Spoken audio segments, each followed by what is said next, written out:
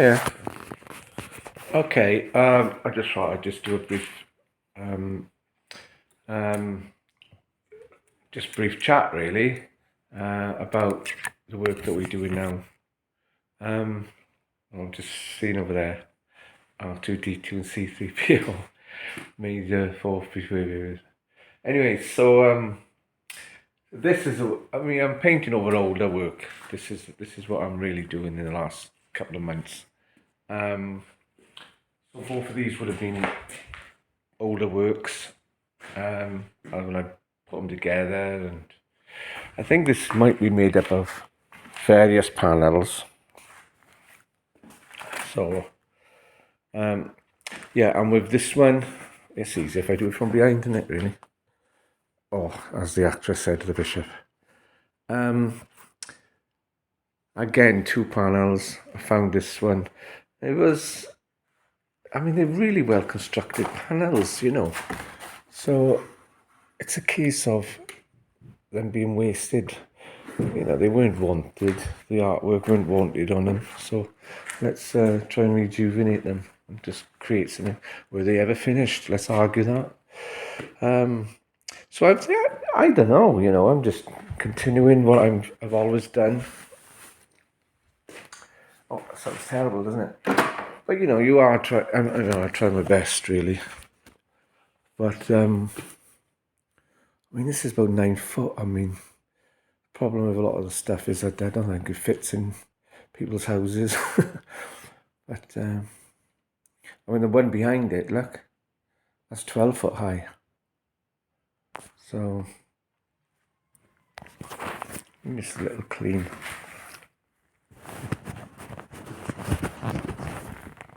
It's a little bit better.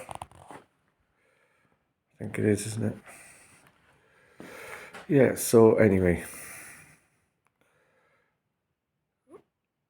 I found these old pictures of some old comics. I thought that'd be a good basis. You do end up just going over old ground, but I seen these comics and I thought, oh, I must have printed them out for some reason because I forgot all about them. So I used that then as part of the imagery and that. And with me, it's always like once I've got it out of my system, once I've done it, so I can then paint over it. So, what is the finished result? Well, this is another thing. For me, it's always like being an intuition thing, when you surprise yourself really well. So, this one is the one which I'm thinking of might be finished. I'm not sure, if I was just to attack it again on this little area, say that area there, then that would just maybe open it up again, and I'd be continually working on it again and again and again. It's like a non-stop thing.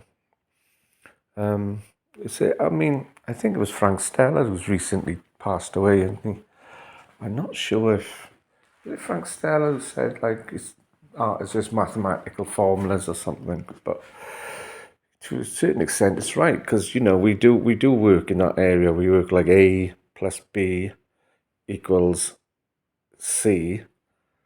So you are really creating a composition which is mathematically happy to the artist. But then again, we do take the works apart, and then we can look at them as individual, as smaller, extracted pieces. So where does that come into the mathematical form? And that would be A plus B equals C divided by 2 or 3 or 4, and they're all uneven. A lot of the shapes are.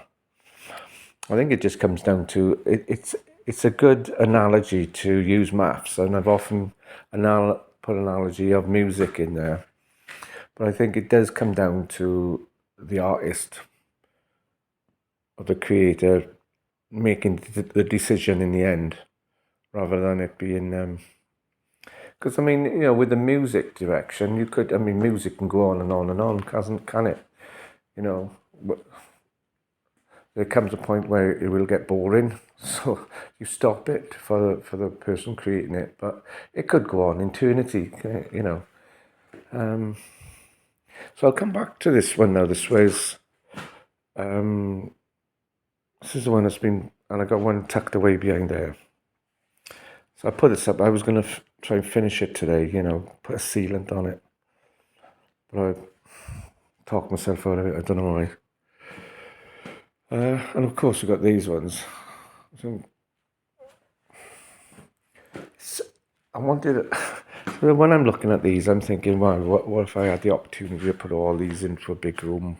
How would they sit next to each other? I think when you want to do an exhibition, you want to do something which is worthwhile. So that's why it usually takes a long time to get the works right. You can't just put anything into an exhibition, can you?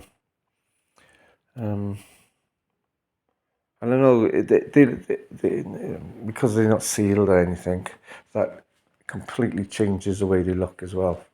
So surprising, really.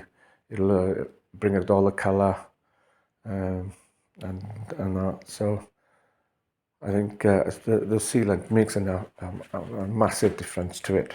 So I will be expecting this one to be a lot brighter and more attractive. So to me, anyway. Yeah. So I could just briefly talk about, when I started off, I used to do a lot of landscapes and cityscapes. I used to draw around interesting buildings and stuff, which we had in Neath. And then later, when I went to Bath, that was one of the things that appealed to me, really, was the Bath itself, and the buildings. And so, that's what I was doing. It just seemed to be a good match. But when I used to do these pictures of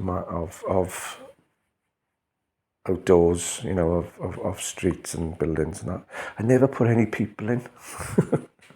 So you won't find any people. And now I've got this image which always completes the picture. It's like a form, a human form. Nose, eyes. Yes, it's a nose and eyes. Look, I don't care what people say. That's a nose and eyes. So, and I've often talked about it, but I don't know where. I've tried making artwork that doesn't have it. See, it's in there. See, I've tried making artwork that does not have it. So you're looking at something like a Rothko then, right? So if I had done a Rothko, if I was to do something similar to a Rothko, now, I would just have to really draw a big stick figure on top of it.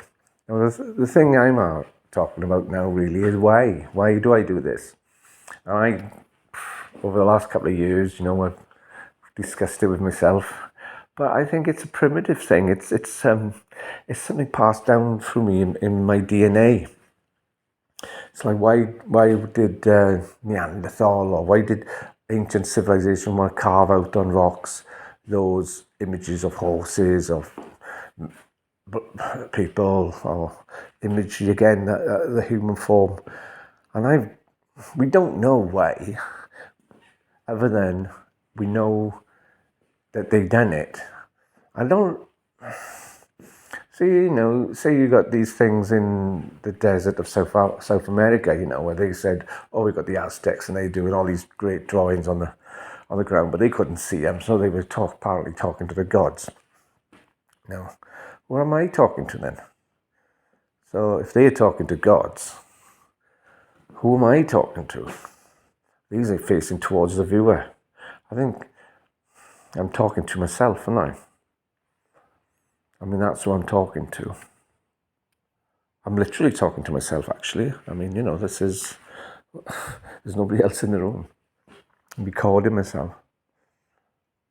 So I've always thought it was something in my DNA that makes me want to do it. I don't see a work complete if it's not there. Strange, isn't it? Very strange.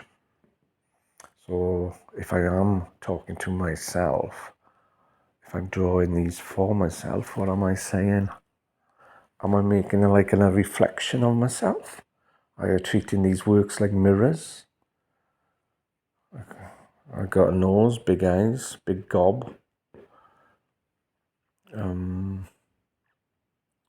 Wonder what it is. And I think so there we are. It's just sort of a real sort of naturalistic primeval attachment I got to the image itself. And that could be, anything that's got two arms, two legs. And, over the years, you analyse your own work. And I remember I was doing animation, and it was the same principles there, really. You put two dots, you put two circles on a piece of paper. When do those circles become eyes, So you put another dot on that paper, and then your brain automatically starts seeing that as a mouth. And then before you know it, your brain have actually told you what you're seeing. It's sort of what it's recreated something which is just three dots. So I just wrote something about the imagination and that, and again, I think it's sort of underestimated being imaginative in art. I do think sometimes, it's just so much art out there. I'm quite addicted. I was talking to my son about it. I'm very addicted to the phone in the last couple of months. And I know I'm addicted and I can't put it down. And so I'm trying to fight that thing with myself. But what you do get, I think it's like a window. The Instagram is just, the video internet is showing me it's a window into other people's artwork and lives and stuff. And I look at it and I think, fucking hell, yeah, there really are clever artists, clever people out there doing art. Much cleverer than me. But I'm not about being clever. I'm not all about, I'm not, I was just thinking about myself. It's like, so many people think that the Tory party is such a brainy bunch, but no, they're not. They were just well educated. They're just well educated idiots. They never, so the difference is education and being intelligent are two different things. I remember I wrote in once. It was a shame I can't remember who it was for, but it was one of the art curators that we used to have at the BBC before it all went downhill regarding the arts in Wales, anyway. And I asked him. I said, "Can intelligent people make art?" And my answer at the time was no, they can't. And he agreed with me. I think he agreed with me. I don't think he'd heard anybody ask him that before. Why can't intelligent people make art? I can't remember what my answer was at the time, but it was quite a logical, But when you are when you're younger, you've got tons of ideas, and I think all those ideas seem to fade away as you get older. You're lucky to can get one good one. So hopefully now, I'd like to finish up here and then hopefully try and do a bit of sightseeing, travelling, and just get some new ideas. Revitalize yourself. It's like it's an whole new world out there, but sort of just being trapped in a way. You trap myself. And it's quite easy to get trapped, isn't it? But yeah, hopefully something will come up. So yeah, it's been like this for years, just talking to myself. It's like it's very mad. It's very so a bit like madness, really, isn't it? Talking to yourself and that. But I think that's why I liked, art so much and just talk to anybody who does art. Because it's not, I don't see art as a conflict anymore within my own judgment of it, where I was very judgmental years ago. I'm not judgmental anymore. I'm just quite happy to see people do stuff. I try and support them in any way, really. I'm always been asked if people can visit the studio or stuff like that, they're more than welcome to do, and people are more than welcome to come down, and when they do, I think it's getting something off their chest. I mean, I think I was the only one artist I visited, or before I went to college, really in Neath. That was Will Roberts, and that was he had a studio down by. Used to pass the studio, go to Neath Tech. So one day, you look in through his window, and you do actually go in and meet him. And I think it was a lot of crucifix pictures, perhaps he was just doing. But I look at it now, and I think as long as I'm leaving something. I would like to think that the work that's been bought will be considerably looked after, but a lot of the work which hasn't been, which are in the studio, I hope it goes somewhere where it can be seen. But right. So if I just go in closer for you.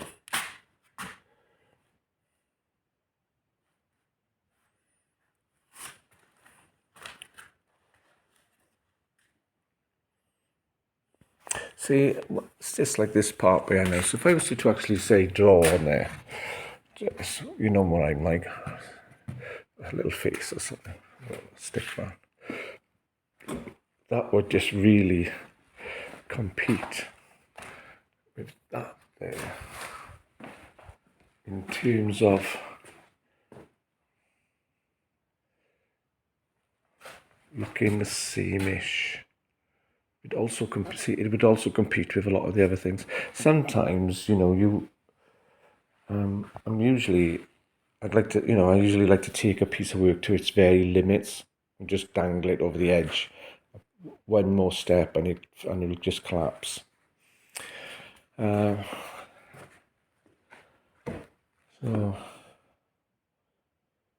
then there's a part of me who says, well, go on, do it, have a go. So that's how I end up continually painting over, I think. Because I'm never sort of really happy until I've come across something which is really surprising. I mean, am I surprised by that? Not particularly. Not surprised by it. So we'll continue working on that one. But see, like this area, I'm going to get fed up of doing stuff like this. It's great on this picture, but where I've done the hand, I've covered it in black. Now, I've done the stripes there, but I haven't done the black. So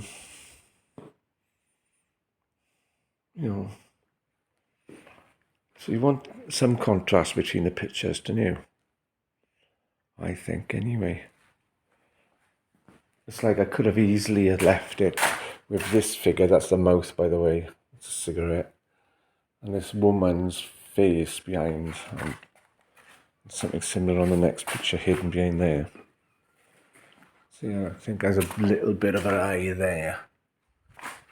And maybe that's the other eye. But once you've done it, there's no need, there's no need to keep it in my perspective. I need to then move on. It's a good starting block. Then you move on again. So I've got some screen prints which might, if this is flat enough, might sit nice on there. I won't do it now because it's still a bit wet, and screen prints don't really work well like that. So just gives that picture. See, let's have a look. Did I put any more screen print? Something like that. Look, see. That would be part of a screen print, just there. And what about this one? Well, anyway, don't get me started on this. This was all pieces for the Eisteddfod. So I've done about 6 pieces around here. I don't know if they've been involved in the Eisteddfod, but I sort of try to tick all the boxes this year. And it's only up the road, so, great for me, innit? But look, right, I'm going to call it a day. Now looking at these things, I'll probably Oh, well, I'll just give a quick sketch around. See, and I just know when I seal that area, when I seal a lot, that should come out really nice.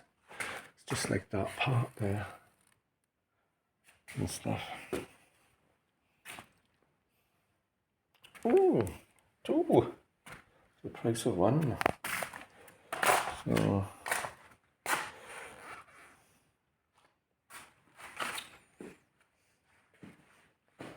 sit down with do a black picture.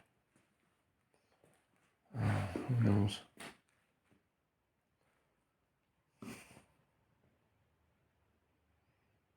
Yeah, could be black. Could blacken that up, actually. But there we are. That's the exciting thing about it. But it's a continuing exciting. Can be exciting, but a lot of it is just fucking hard work. There's a hole there. Right. So anyway, enough said on these. All right. I hope to speak to you all soon. Goodbye.